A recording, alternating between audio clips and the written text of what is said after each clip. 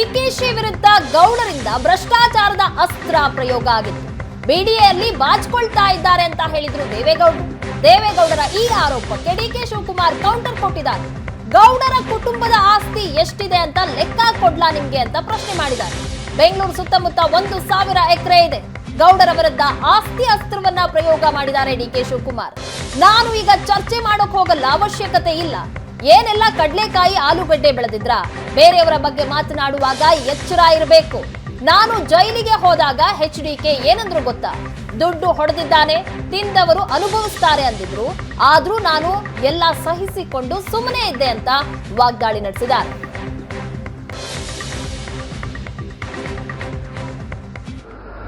ಈಗ ಇಬ್ಬರು ಜನ, ಎರಡು ಮಹಾನುಭಾವರು ಈ ರಾಜ್ಯ ಆಳುತ್ತೆ. ಆ ಪುಣ್ಯಾತ್ಮರಿಗೆ ನಮೋ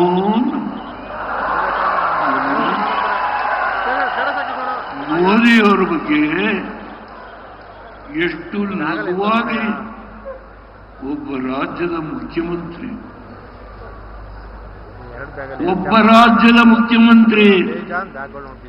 ಕೇವಲ 6 ಕೋಟಿಯ ಜನತೆಯ ಮುಖ್ಯಮಂತ್ರಿ, 150 ಕೋಟಿಯ ಜನತೆಯ ಈ ಒಬ್ಬ ಪ್ರಧಾನಮಂತ್ರಿಯ ಬಗ್ಗೆ ಒಬ್ಬ ಮುಖ್ಯಮಂತ್ರಿ. ನಾನು ಇವ್ನು ಒಡಬಾರದು, ದುಡ್ಡು ಹೊಡಿಬಾರದು ಅಂತ ಎಷ್ಟೋ ಹೊಡೆದು ಬಿಟ್ಟಿದ್ದಂತೆ, ತಿಂದವ್ರು ಅನುಭವಿಸಿದೆ ಅಂತ ಹೇಳೋದು. ಆದ್ರೂ ನಾನು ದಮ್ ತಡ್ಕೊಂಡು ನಾನು ಸುಮ್ಮನೆ ಇದ್ದೆ.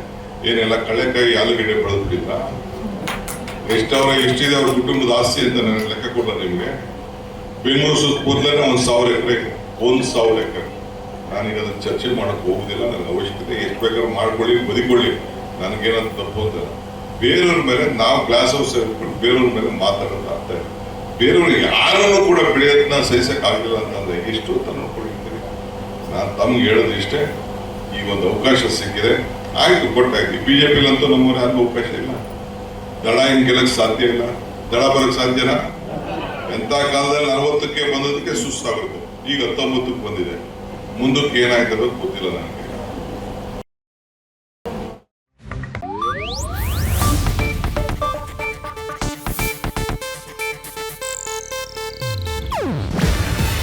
ಇದು ಏಷ್ಯಾನೆಟ್ ನ್ಯೂಸ್ ನೆಟ್ವರ್ಕ್ ಪ್ರಸ್ತುತಿ. ನೀವು ನೋಡ್ತಿದ್ದೀರಾ ಏಷ್ಯಾನೆಟ್ ಸುವರ್ಣ ನ್ಯೂಸ್.